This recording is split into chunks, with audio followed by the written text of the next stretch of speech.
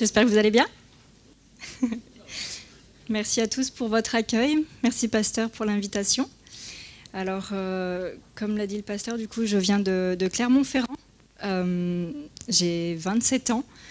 Et voilà, je viens d'une famille qui est non chrétienne. Et en fait, j'ai toujours, on va dire, vécu une vie, on va dire, normale. J'ai jamais fait de grosses bêtises, on va dire, dans la vie. J'ai eu un parcours, on va dire, assez classique, des études, un travail.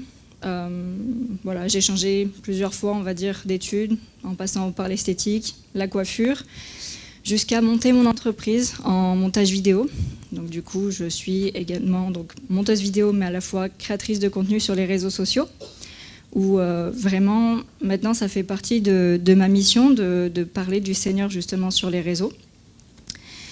Et en fait, en créant cette entreprise-là, j'ai été conduite à voyager, on va dire, en Asie du Sud-Est en 2024, pendant 9 mois.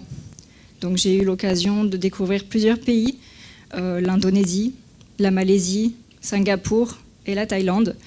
Et en visitant ces différents pays, j'ai eu l'occasion de rencontrer différentes populations et différentes cultures et différentes religions surtout. Donc, c'est vrai qu'en étant non-croyante avant, c'est vrai que pour moi, Jésus, à part le 0 sur la frise chronologique, je ne le connaissais pas bien. Et c'est vrai qu'à travers ce voyage, je me suis beaucoup intéressée à leur culture, à un petit peu même le côté spirituel, ce que vivaient les personnes, en fait, tout simplement, parce que c'est vrai que pour moi, croire en Dieu, c'était quelque chose d'assez peut-être superficiel, on va dire. Et donc du coup, j'ai eu l'occasion d'échanger avec de nombreuses personnes, de découvrir. Et en fait, en allant en Malaisie, j'ai fait la rencontre d'amis que j'avais rencontrés finalement en ligne. Et parmi ces amis, il y avait un chrétien. Et ce chrétien-là, du coup, me disait ne plus trop aller à l'église. Je me suis dit, c'est quand même assez étonnant, c'est la première fois que j'entends un chrétien ne pas aller à l'église. Et donc au fur et à mesure de nos conversations, on s'est plutôt bien entendu. On a fini par entrer en relation ensemble, donc on formait un couple à ce moment-là. Et je me suis dit, pourquoi tu ne m'emmènerais pas à l'église ? Je me suis dit, après tout, je suis là pour découvrir, pourquoi pas ? Et lui, ça faisait un petit moment. Donc du coup, il m'a emmenée à l'église.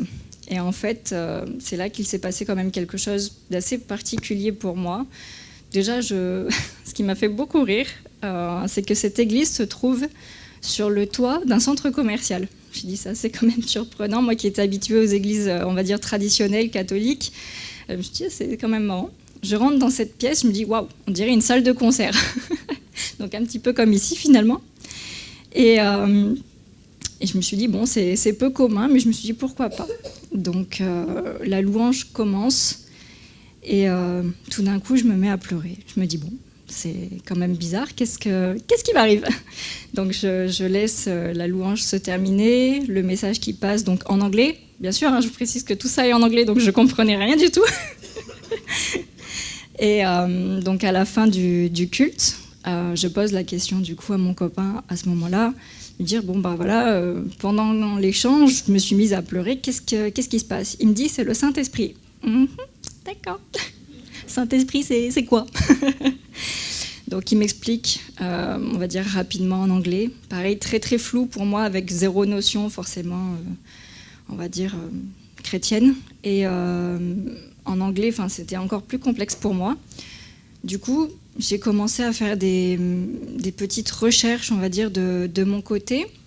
Et je me suis dit, on entend parler de la Bible. Je me dis, la Bible, c'est un gros bouquin quand même.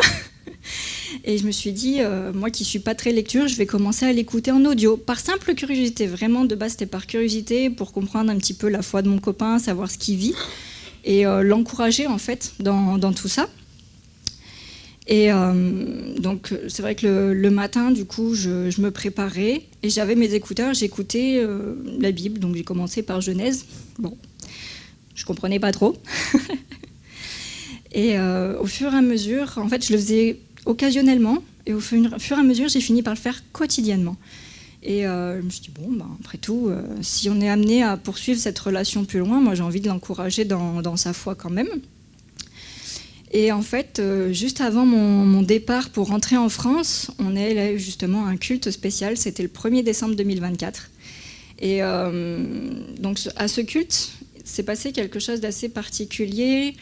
Donc le pasteur distribuait ce jour-là des espèces de petites boules transparentes qu'on peut accrocher peut-être dans les sapins, vous savez, pour faire des décorations. Et dans cette boule transparente, il y avait un papier. Et pendant le message, il explique d'écrire justement le prénom d'une personne qui a des problèmes autour de nous en ce moment. Et en fait, tout d'un coup, j'ai pensé à ma maman en fait. Ma maman qui avait un problème au cœur et qui attendait une opération depuis plusieurs mois. Et je me suis dit, après tout, j'ai rien à perdre, j'écris son prénom. Donc on termine le culte. On se dit au revoir parce que je prenais l'avion après le soir même. Je rentre en France, je retrouve ma famille et après peut-être 2 semaines que je sois rentrée, ma mère qui a enfin un rendez-vous pour son opération. Je me dis, c'est quand même marrant, ça fait plusieurs mois que personne ne trouve de date et là en 2 semaines ça s'est débloqué. Je dis peut-être que c'est un coup de chance. Mais pendant ce temps-là, je continuais toujours d'écouter la Bible en audio. Et en fait, à ce moment-là, je me suis dit, peut-être qu'effectivement, c'était la réponse à ce qu'on peut appeler peut-être une prière. Je ne savais pas trop à ce moment-là. Et donc, j'ai continué. Je me suis mise à écrire également dans un carnet, à écrire à Dieu. Parce que je ne savais pas prier, rien du tout. Je me suis dit, je ne vais pas parler à voix haute quand même, je ne suis pas folle. Et donc, j'écrivais. Et en fait, au fur et à mesure que j'avançais avec le Seigneur, discrètement, ma relation avec ce Malaisien se détériorait. Parce que du coup, on avait continué à distance, se détériorer. Et une fois le nouvel an passé, je me suis dit, allez, c'est le moment de passer une étape peut-être et de chercher une église. Et en discutant du coup avec un ami indonésien, cette fois-ci, qui lui est chrétien, m'a dit, mais ça serait bien que tu te trouves une église. Je dis, ah oui, bonne idée. Donc je commence à faire mes petites recherches. Je vais dans une première église à Clermont-Ferrand et je rencontre quelqu'un de merveilleux, une femme qui est une grande fan de l'Asie. Je dis, c'est quand même marrant, quelqu'un qui aime l'Asie alors que je rentre d'Asie il y a un mois en arrière. Je me dis, c'est quand même marrant. Et cette femme-là m'a conduite à rencontrer un autre jeune homme qui, lui, va dans une autre église. Donc, c'est l'église où je suis actuellement. Et ce jeune homme, justement, va bientôt se marier à une Indonésienne. Je dis, non, mais là, c'est trop fort. Je reviens d'Asie, on parle d'Indonésie, je dis, c'est trop fort. Je me dis, si c'est pas un signe de Dieu, je sais pas ce que c'est. Donc, je continue d'évoluer comme ça avec le Seigneur. Entre-temps, ma maman se fait opérer. L'opération se passe à merveille. Et aujourd'hui, elle va très bien. Merci Seigneur. Et justement, à côté de ça, la relation avec mon copain malaisien continuait de se détériorer davantage. C'était de pire en pire. On ne se parlait plus. Pendant un mois, quasiment plus de nouvelles. Je dis, quand même, c'est pas cool. Mais je me suis dit, je vais patienter. Jusqu'au jour où j'en ai eu marre. Vraiment un ras-le-bol.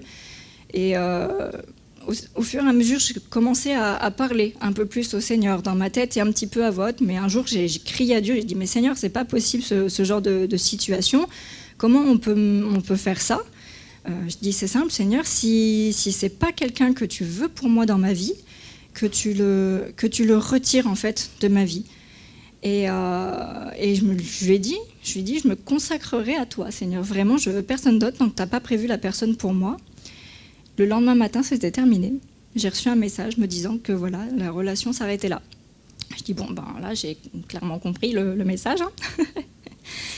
Et du coup, suite à ça, il s'est passé vraiment tout un tas de choses, de rencontres fabuleuses, notamment avec tous les frères et sœurs de l'Église. Beaucoup d'échanges, d'apprentissage également, d'amour. Parce que c'est vrai qu'il faut savoir que je suis quelqu'un qui a toujours recherché l'amour. J'étais quelqu'un aussi d'assez anxieuse. Et c'est vrai qu'avec ma rencontre avec le Seigneur, j'ai compris ce que c'était que cet amour. J'ai compris que c'était possible d'avoir la paix dans toute situation, même si on traverse des moments difficiles. Et Et justement, un soir d'intercession, quand je cherchais vraiment la présence de Dieu, parce que ça ne me suffisait pas tout ce que j'avais vécu avant. J'avais besoin de vraiment plus, de connaître encore plus Dieu en profondeur. Et c'est vrai que donc un soir d'intercession à l'église, une sœur reçoit un message en particulier. Ce message, c'est celui justement de la brebis perdue et de la femme à la pièce d'argent. Donc pour la petite parabole, voilà, c'est pour dire à quel point on est important aux yeux de Dieu. Et comme à ma grande habitude, je dis non, mais ce message, de toute façon, il n'est pas pour moi. Jusqu'à ce que une autre sœur de l'église s'approche de moi, vient me prendre par l'épaule et me dire « Ce message-là, il est pour toi ». Je dis quand même, c'est bizarre. Et cette autre sœur qui a donné cette parabole, elle a dit « Il y a quand même quelque chose de spécifique pour cette personne-là, elle regarde le ciel ». Alors c'est vrai que c'est une habitude que j'ai depuis toute petite, c'est d'admirer le ciel. Je trouve le ciel magnifique et maintenant je sais pourquoi c'est aussi beau. Et donc du coup, suite à tout ça, c'est vrai que ce soir-là, j'étais en pleurs, presque paralysée, on va dire. Je me suis même demandé comment j'ai fait pour rentrer à la maison. Et donc le lendemain, par contre, j'ai ressenti une énorme fatigue. Je me suis dit, mais bon, qu'est-ce qui se passe ? Ben, c'est pas grave, repose-toi, prends du temps pour toi. Et j'ai dit, Seigneur, fais ce que tu as à faire, je ne sais pas ce qui se passe, mais je veux me reposer. Donc je m'endors. Et au moment où je me réveille, j'entends une voix vraiment audible qui me dit « Dieu est avec toi ». Là, je me suis dit « Waouh, quand même, c'est fort, c'est puissant ». J'ai dit « Bon, bah moi qui te recherchais vraiment de tout mon cœur, Seigneur, qui voulais vraiment voir ta présence, je vois que tu es là et que tu me lâches pas, en fait, quoi qu'il arrive ». Et c'est vrai que après cette expérience-là, j'ai compris que même si le Seigneur ne se manifeste pas des fois visiblement, clairement, on a l'impression qu'il nous a peut-être lâchés. En fait, non. Il est toujours là. C'est qu'il est en train de travailler en nous et c'est vrai qu'il m'a permis de lâcher beaucoup de choses, notamment tout mon passé, on va dire, par rapport à ce Malaisien et toutes les relations, on va dire, amoureuses qu'il aurait pu avoir avant. Que le véritable amour, c'est lui et lui seul.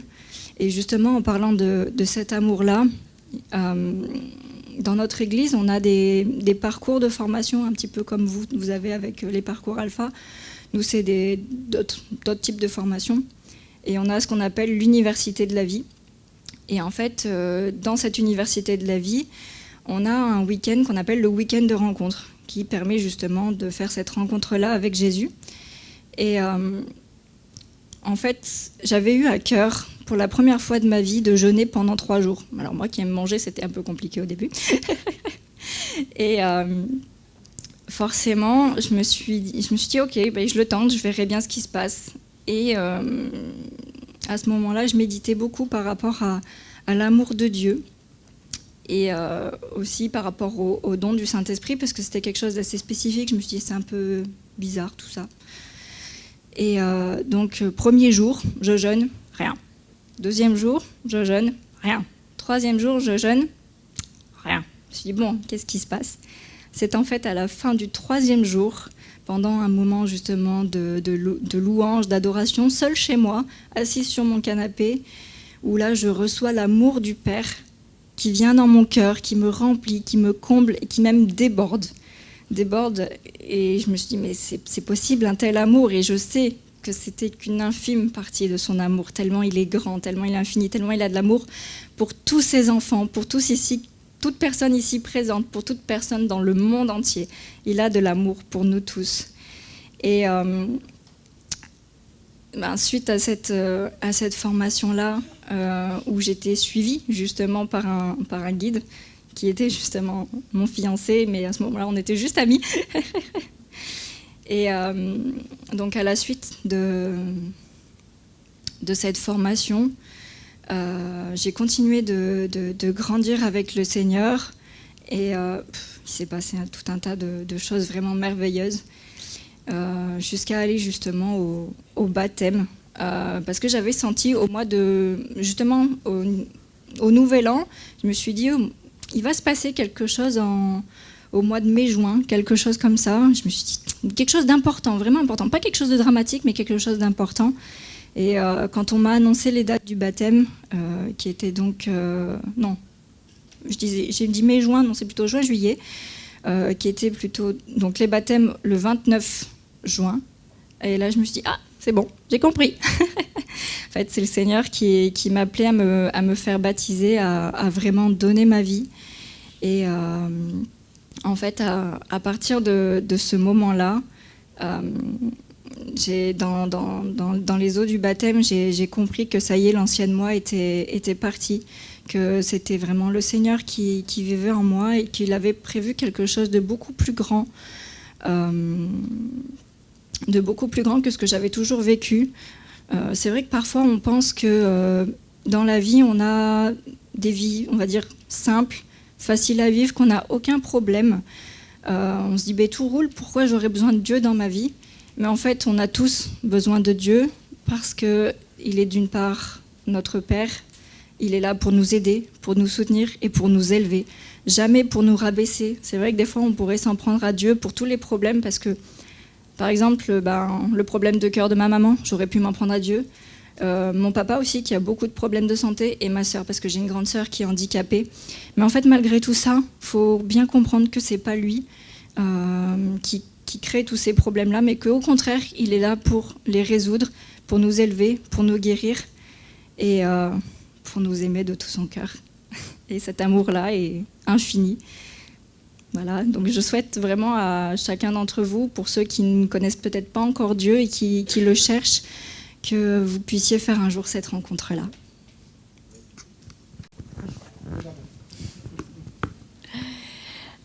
Vu tes voyages dans tous ces pays,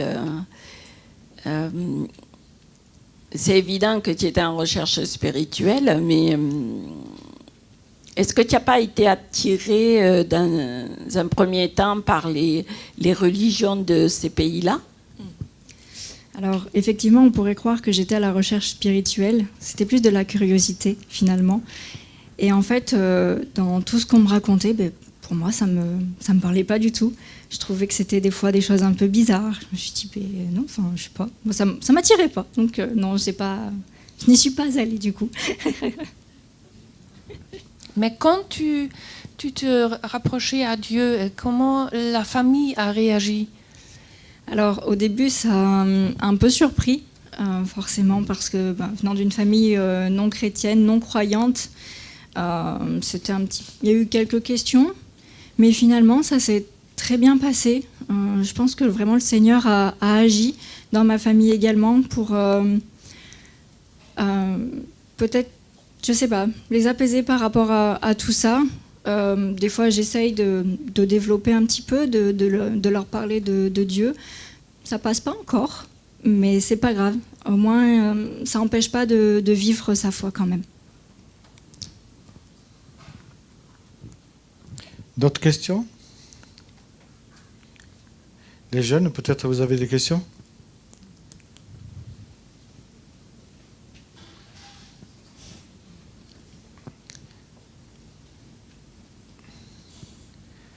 Tu parlais de ta recherche avec Dieu, enfin quelque part, mais dans ta famille, est-ce qu'eux, ils étaient croyants, ou il y avait une certaine foi, ou plus loin peut-être, de tes grands-parents ? Tu n'as pas souvenir peut-être ? Alors mes parents, je sais que eux, pas du tout. Même ma maman avait abandonné Dieu parce qu'elle a été dans une école catholique plus jeune. Et en fait, elle dit non, mais moi de toute façon, je ne crois pas en Dieu. Vu ce qui arrive à ta grande sœur, c'est pas possible qu'il y ait un Dieu. Et alors peut-être qu'après, dans le reste de ma famille, peut-être, j'ai une partie de ma famille qui est italienne. Donc on sait que des fois en Italie, en Espagne, il y a un petit peu plus de croyants. Mais après, c'est vrai que j'en sais pas plus. C'est beaucoup mes parents et je sais que eux, il n'y a pas de Dieu.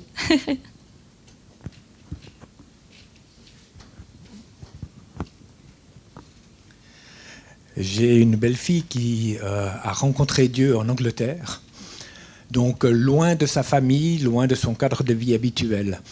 Est-ce que le fait d'être à l'étranger, d'avoir moins de repères, peut nous rendre plus sensibles à Dieu? Je trouve que c'est une bonne remarque. Ça nous rend peut-être un peu plus sensibles, mais je pense surtout quand on est à l'étranger, on a la recherche aussi de soi.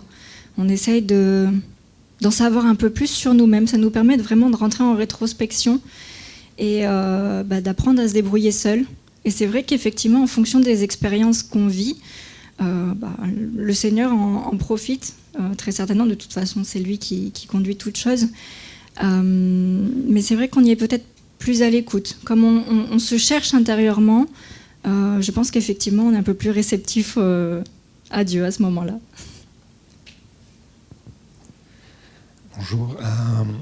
Tu as parlé dans ton témoignage que pendant tes études, tu t'es beaucoup cherché par rapport à ce que tu voulais faire. Et voilà, donc une recherche sans cesse, voilà, parce qu'il n'y a pas de guide. Comment tu vois aujourd'hui la différence entre cette période où tu te cherchais beaucoup et par rapport à aujourd'hui? Alors, c'est vrai qu'avant, j'ai testé, on va dire, beaucoup de choses. Je cherchais, mais il y avait toujours cette angoisse de se dire « Ah, est-ce que je vais vraiment dans la bonne direction ? Est-ce que ce que je fais, c'est bien ? Est-ce que je vais réussir ?» Il y avait toujours ces questions-là. Et en fait, aujourd'hui, je reste persuadée qu'on n'est pas fait pour faire une seule chose dans la vie, mais qu'on peut être amené à faire vraiment plein de choses, qu'il faut être ouvert à toute entreprise, toute opportunité. Mais la différence aujourd'hui, c'est que je suis en paix par rapport à tous les choix que je fais et que quoi qu'il arrive, je sais que je vais, même si je me casse la figure, parce qu'on n'est pas à l'abri de se casser la figure quand même, mais je vais me relever parce que j'ai cette espérance qui aujourd'hui se trouve en Dieu et je sais que tous les plans dans lesquels il va me conduire seront bons et vont porter du fruit. Donc c'est pour ça maintenant la seule différence c'est que je fonce mais en ayant beaucoup moins peur. Tu as dit que tu étais sur les réseaux sociaux. Et les réseaux sociaux, il y a du bon et du moins bon, on le sait. Comment toi, tu peux arriver à faire le tri? Comment tu peux aussi dire aux jeunes d'être prudents par rapport à cela? Oui. Alors, j'ai toujours été sur les réseaux sociaux, même avant d'être avec le Seigneur. Je sais qu'avant, par exemple, je pouvais facilement... je pense que ça nous est tous plus ou moins arrivé, scroller pendant des heures, être totalement amorphe, se comparer sans cesse et se sentir mal. Et en fait, vraiment la différence, comment on peut savoir ce qui est bon ou mauvais? Déjà, d'une part, ne passez pas trop de temps sur les réseaux sociaux. Et pourtant, je me desserre en disant ça, en y étant moi-même. Mais vraiment, faites la différence entre ce qui peut vous apporter du bien, ce qui vous fait du bien, et ce qui va vous mettre dans des états intérieurs pas possibles, dans le sens qui vont vous faire penser de la mauvaise façon de vous, en disant « Ah, mais moi, je suis pas assez ceci, mais je fais pas autant de choses. Ah, mais cette personne-là, elle en est là, alors que moi, je suis encore là. » On a tous des parcours de vie différents, et voilà, faut vraiment être en paix par rapport à ce qu'on consomme sur les réseaux sociaux. Et à partir du moment où on commence à être mal à l'intérieur, c'est le moment de se dire « Ok, stop, là, je vais faire autre chose. Je vais... » Voilà. Même si on n'a pas encore Dieu, mais au moins de se couper de ça, parce qu'on sait que ça nous endoctrine dans quelque chose qui est vraiment pas bon.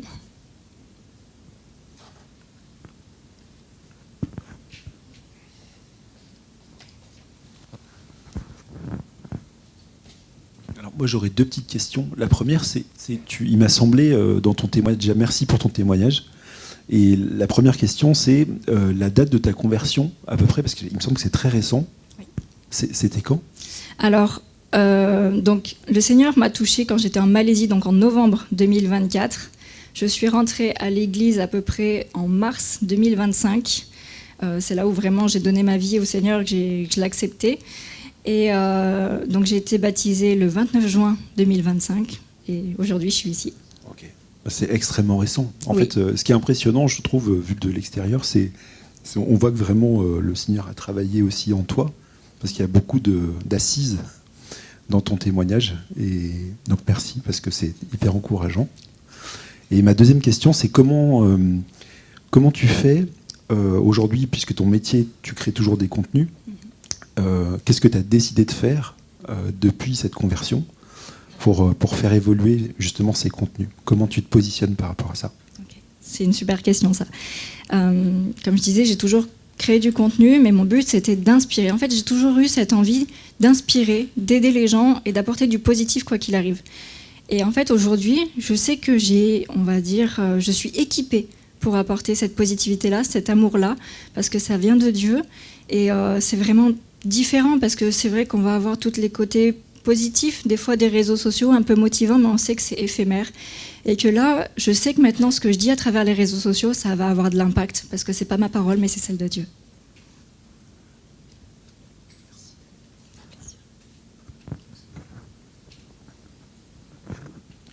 Peut-être une autre question? Ah, pardon. Est-ce que tu as un lien sur Internet ou sur les réseaux où on te trouve? Oui, bien sûr. Vous pouvez me retrouver sur YouTube, Instagram et TikTok. Le pseudo, c'est le même partout, c'est Stéphanie PLMB. Mais peut-être qu'on pourra le faire passer quelque part. Ou... Ouais.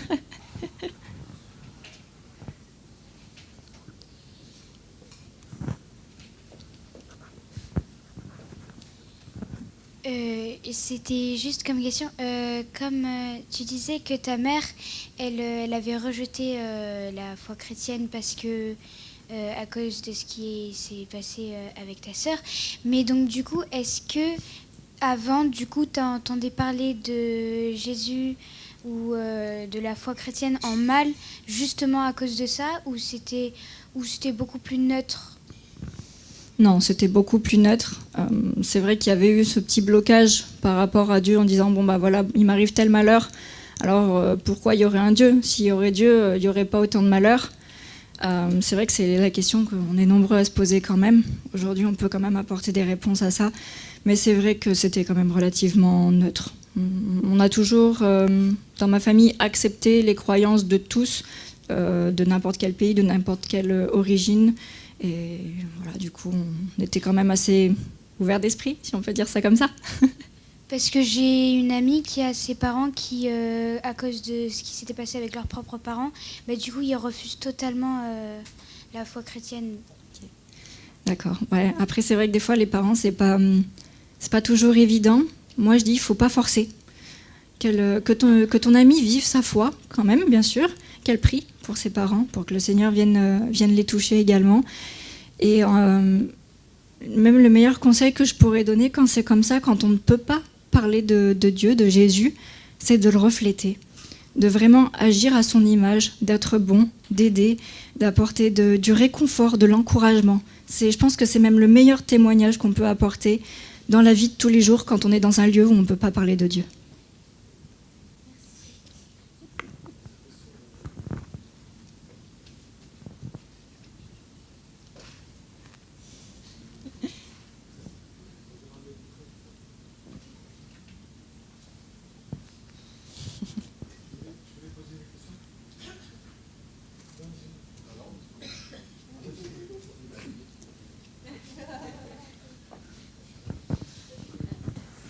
Non, éventuellement, concrètement, sur tes contenus, du coup, c'est sur quelle forme?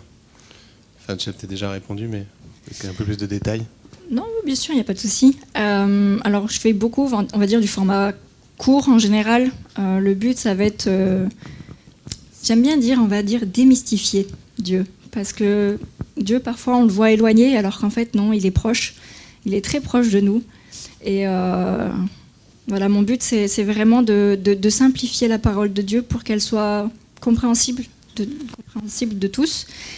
Donc voilà, principalement sur mes réseaux, ça va être des formats courts. Et aussi, j'ai lancé tout doucement d'autres témoignages, tout aussi impactants. Parce que voilà, Dieu nous demande d'être ses témoins et je trouve que c'est aussi important d'en parler. C'est ça. Voilà, c'est affiché. Peut-être une autre question, une dernière question?